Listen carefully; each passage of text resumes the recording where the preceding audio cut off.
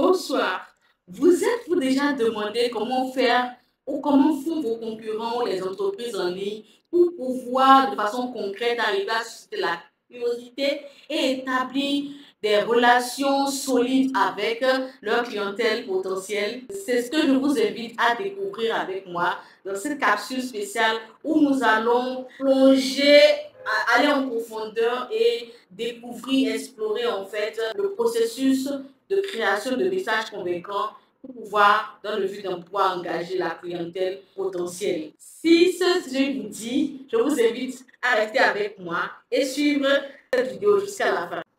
Mon nom est Samia Taminou, je suis experte en marketing et en vente. Je vous souhaite de pouvoir suivre avec grand intérêt cette vidéo, vous accompagner du mieux que nous pouvons et accompagner votre activité commerciale, faire de vous les meilleurs businessmen et women du monde. Mon nom est Samia Taminou, je suis expert en marketing et en vente. Je souhaite qu'à travers cette vidéo, vous soyez suffisamment inspirés pour pouvoir prendre les décisions que vous avez besoin de prendre pour devenir de meilleurs hommes d'affaires, de meilleurs businessmen, de meilleurs businesswomen et propulser vos affaires à un niveau vraiment exponentiel, totally out of this world, de façon à ce que vous n'ayez rien à envier à vos compétiteurs qui sont dans les pays qui sont considérés plus ou moins développés, plus développés que nous. Vous avez la capacité et les moyens aujourd'hui, dans ce siècle, de pouvoir compétir au même niveau qu'eux. Et donc, rien ne nous empêche de pouvoir arriver à atteindre cet objectif-là. Suivez cette vidéo jusqu'à la fin. Donc, tel que je l'avais expliqué plus tôt, ce module va nous permettre en fait de pouvoir explorer l'art de créer des contenus convaincants et explorer les tactiques de génération de leads. En quoi consistent les leads? Les leads, c'est généralement des individus ou des personnes, des personnes morales qui se sont manifestés ou bien ont manifesté leur intérêt par rapport à votre service ou à votre produit que vous offrez en ligne. Donc, généralement, comment ça se présente de façon concrète? Vous avez une landing page, par exemple, une page de destination. Au travers de cette page de destination-là, vous avez une portion de la page de destination là où vous devez entrer des informations qui vous concernent pour que l'entreprise puisse prendre contact avec vous un peu plus tard. Donc, généralement, on vous demande d'entrer votre nom, prénom, email ou dans certains cas, les numéros de téléphone. Donc, vous entrez ces informations-là et vous devenez qualifié pour devenir des leads. Donc, des prospects qui ont manifesté leur intérêt pour le produit et le service de l'entreprise.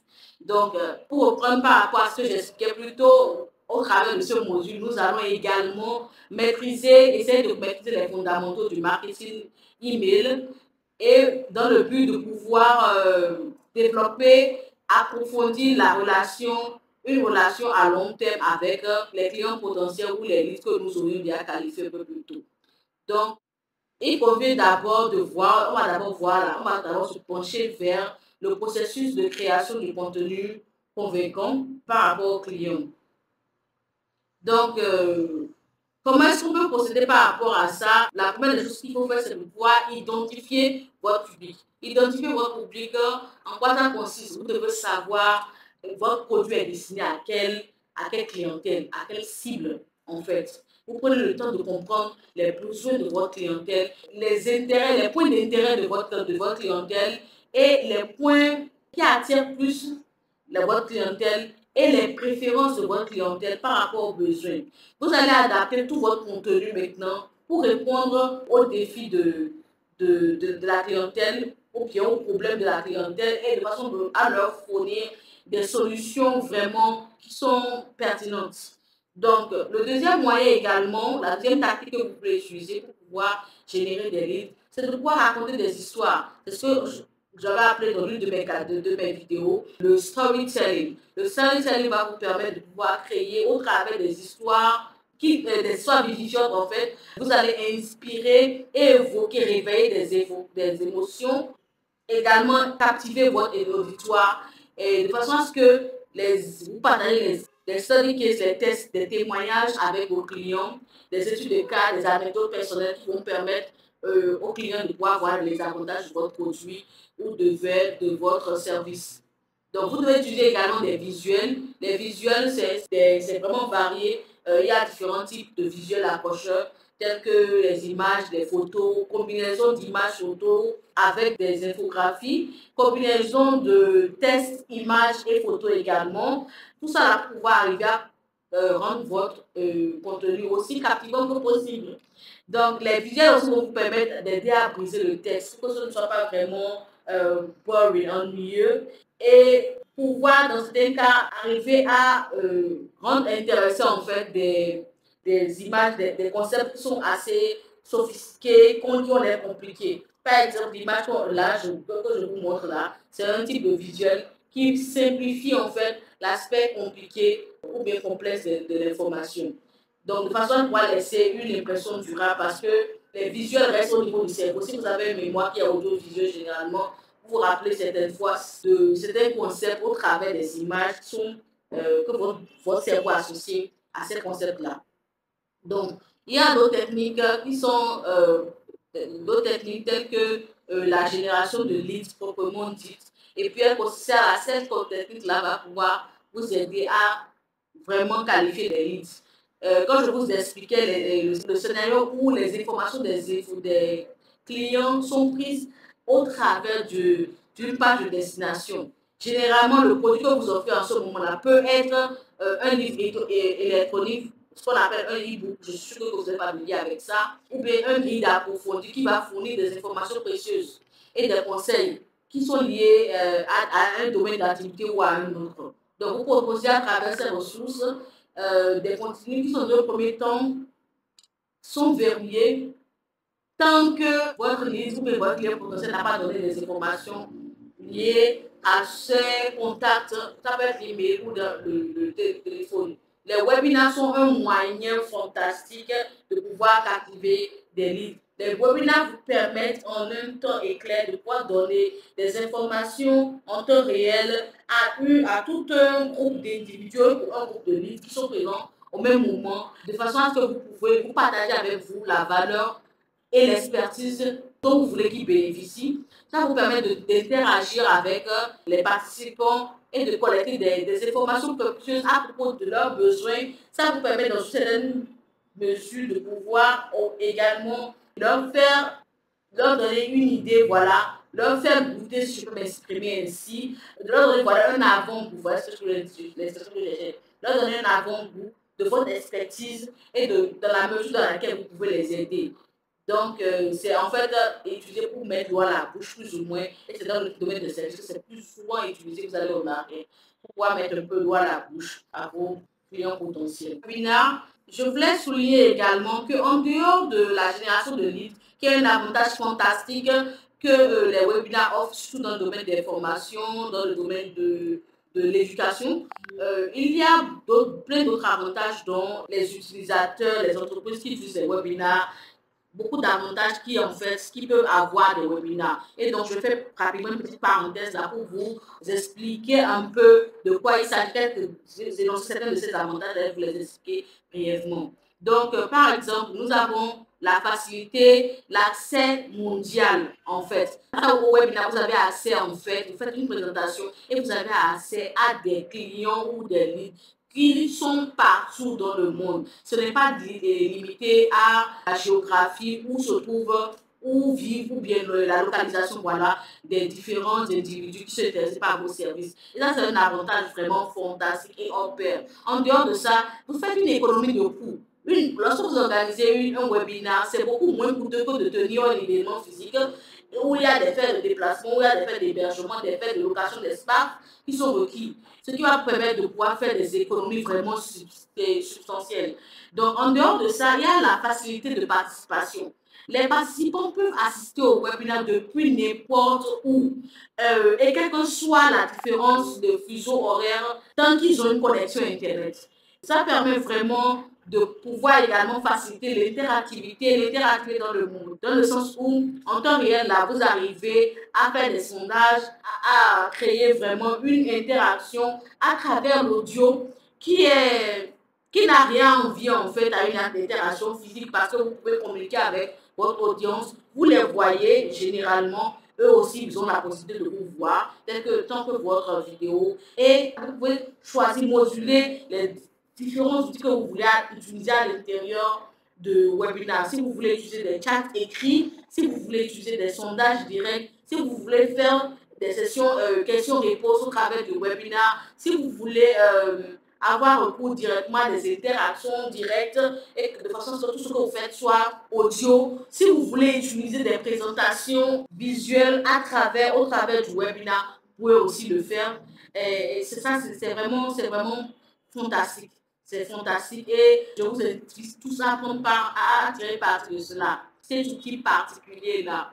Le contenu au niveau des webinaires, dépendamment des outils que vous utilisez, qui vont supporter vos webinaires, peut être enregistré également et archivé, quitte à ce que vous faites encore un retour à vos différents participants qui ont peut-être manqué l'événement.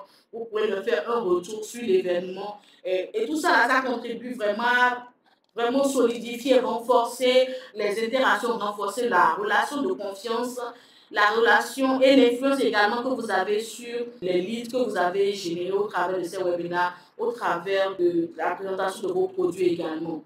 Donc, il y a aussi les démonstrations de produits et services qui peuvent se faire en ligne ou alors qui peuvent se faire de façon interactive également, dépendamment de la nature du produit que vous offrez. Donc, en résumé, tout ce que je peux vous dire par rapport au webinaire, c'est que vraiment, et c'est vraiment un outil dont je suis vraiment amoureuse. Je suis folle de cet outil-là. Like, I'm crazy about it.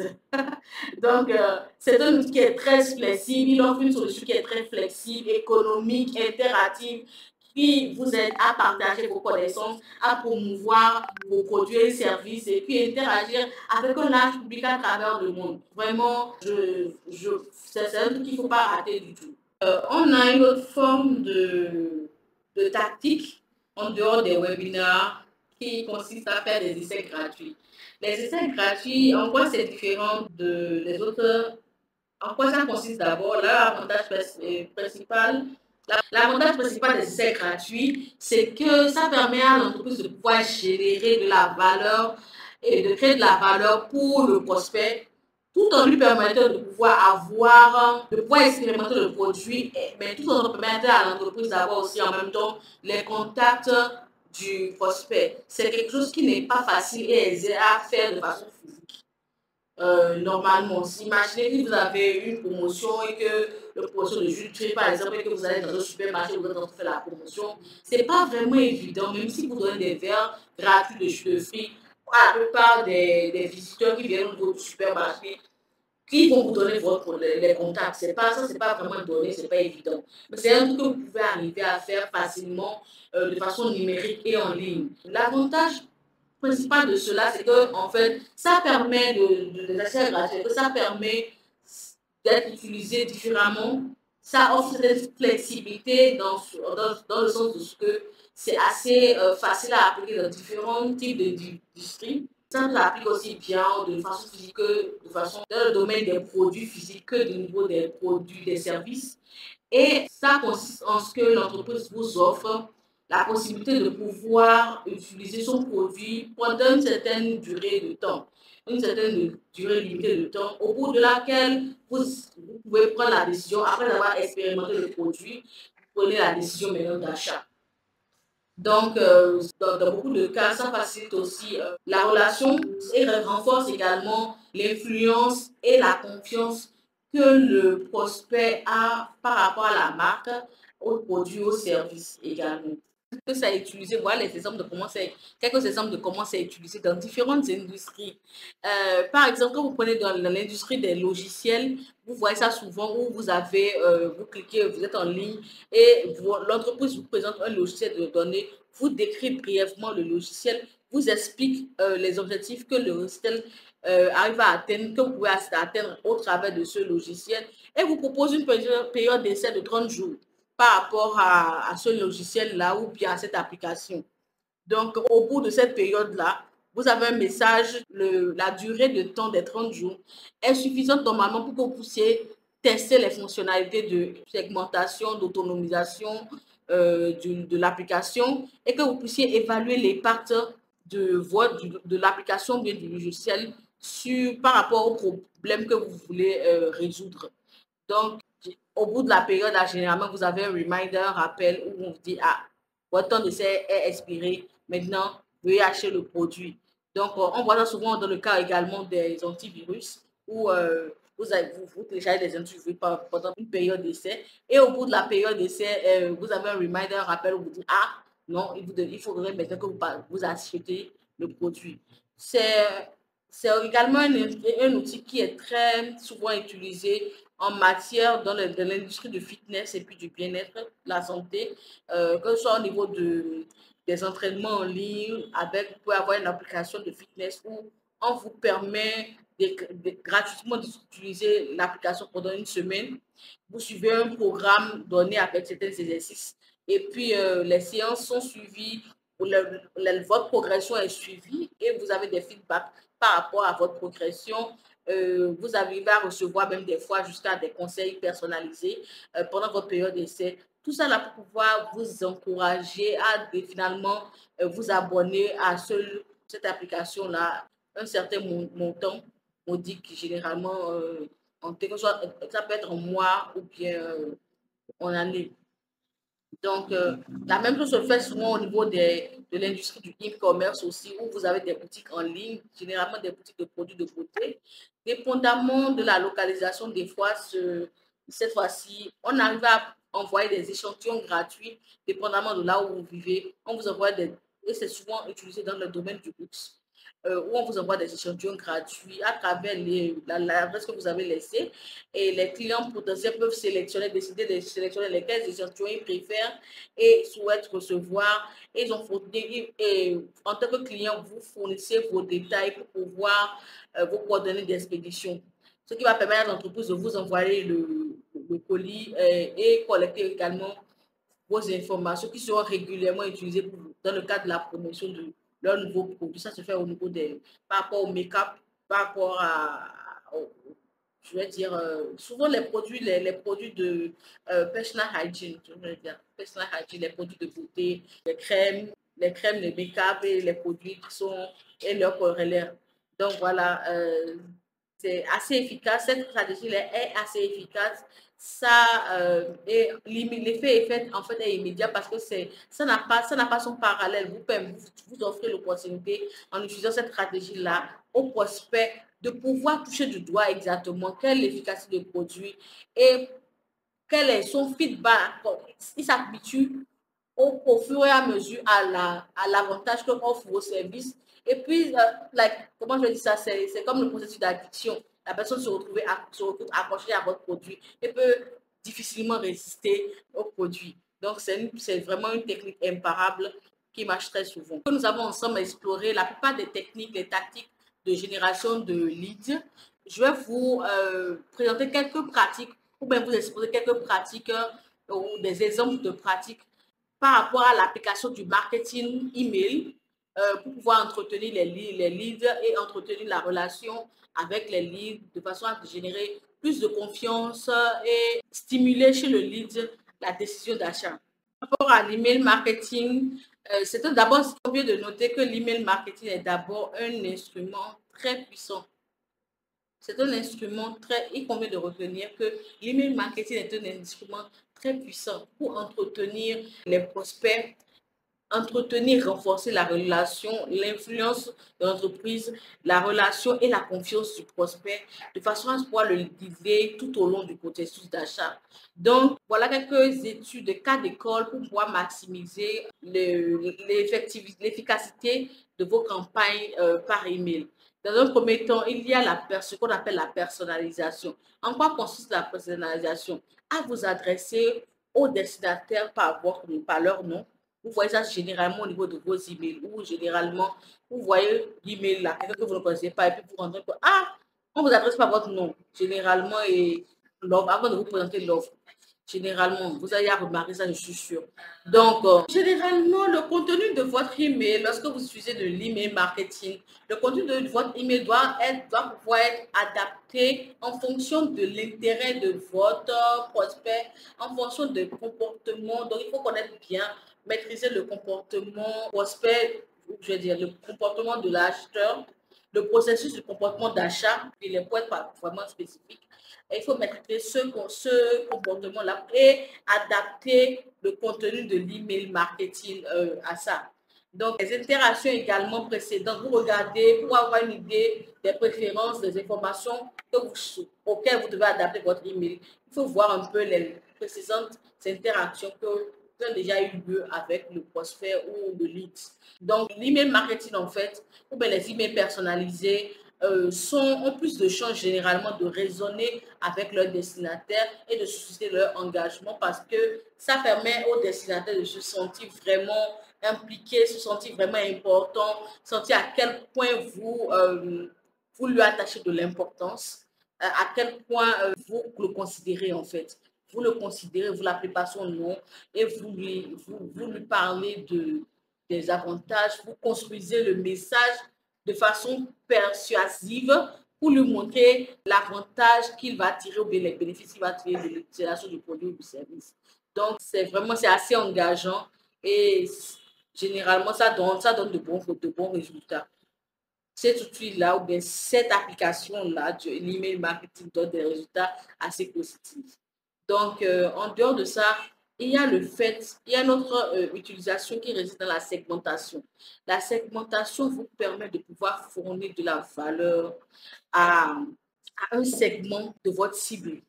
Ce que je veux dire par segment de votre cible, c'est que vous évitez, à travers la segmentation, vous allez éviter pouvoir arriver à gagner du temps, à économiser vos ressources, à pouvoir éviter les contenus qui sont trop promotionnels, ce qui vous fait, ça va vous démarquer, voilà, de la plupart des contenus qui sont trop émotionnels, de l'excès, voilà, par rapport à la volonté de convaincre.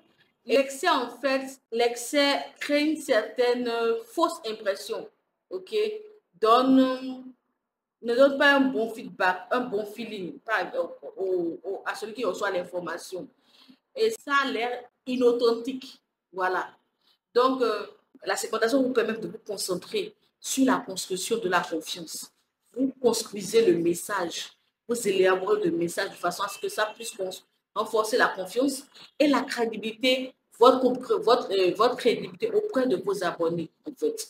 Donc, le message que vous utilisez au travers de la segmentation, c'est d'abord que vous proposez un produit, un contenu qui est suffisamment précieux, des contenus, des ressources précieuses qui éduquent, qui inspirent et ou bien qui divertissent le public.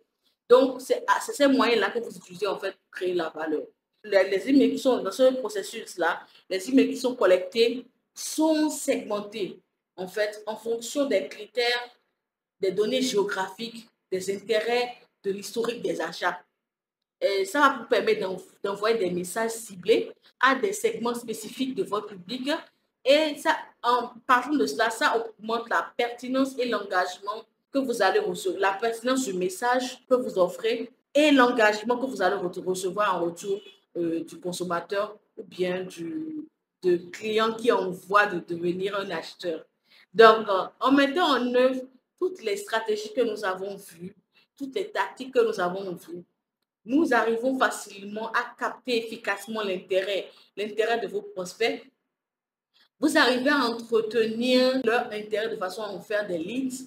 Vous arrivez à construire des relations durables et tout cela va vous permettre de pouvoir favoriser la croissance de votre entreprise, votre succès commercial parce que qui est-ce qui franchement ne va pas passer à l'action, ne va pas acheter votre produit après avoir été bichonné avec toute cette panoplie-là, toutes ces panoplies-là de stratégie. Donc, ça donne un taux de succès quand même assez important, un taux de conversion assez important généralement. L'objectif, prenez en esprit, à l'esprit que l'objectif ici n'est pas de transfert. Si on peut arriver à avoir un taux de conversion de 100%, ce sera vraiment idéal. Mais ça apparaît également utopique. L'important, c'est pouvoir d'avoir, le plus important, c'est de pouvoir avoir un taux de conversion qui est le plus élevé possible. Donc, l'optimisation, pour pouvoir optimiser vos stratégies, il va vous falloir utiliser différentes techniques pour pouvoir arriver à ce résultat-là, des différentes combinaisons pour pouvoir voir quelle est l'alchimie qui marche le plus, quelle est la combinaison qui va marcher pour vous donner des résultats Optimo. Nous sommes maintenant au terme de cette vidéo. Et si vous avez apprécié le contenu jusque-là, cliquez, likez et puis commentez. Partagez avec d'autres collègues entrepreneurs, partagez avec d'autres collègues hommes d'affaires, professionnels, de management, de business, de marketing. Et ensemble, formons une communauté où nous pourrons nous entraider mutuellement et nous apporter valablement de la valeur.